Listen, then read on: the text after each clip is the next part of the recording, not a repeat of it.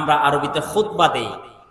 নবী করিম সাল্লাল্লাহু আলাইহি ওয়াসাল্লাম এই খুতবায় প্রত্যেকটি দিক নির্দেশনা, ডিরেকশন, প্রত্যেকটি বাস্তবিক উদাহরণ জুমার দিন তিনি উপস্থাপন করতেন।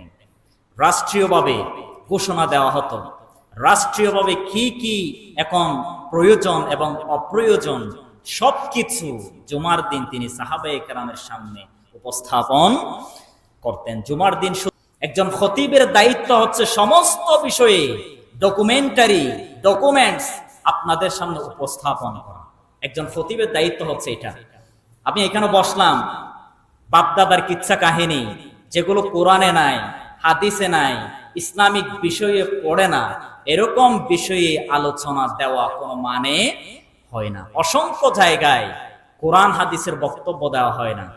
কোরআন হাদিসের আলোকে বক্তব্য জাতির সামনে, শ্রোতাদের সামনে উপস্থাপন করা হয় না। একটু আগেই বললাম, নবী করিম সাল্লাল্লাহু আলাইহি ওয়াসাল্লাম সমস্ত বিষয়ে রিসার্চ করে আল্লাহ তাআলা কি বলেছেন, কি হারাম করেছেন, কি হালাল করেছেন, সমস্ত বিষয় তত্ত্বভিত্তিক জাতির সামনে, সাহাবায়ে কেরামের সামনে উপস্থাপন করতেন।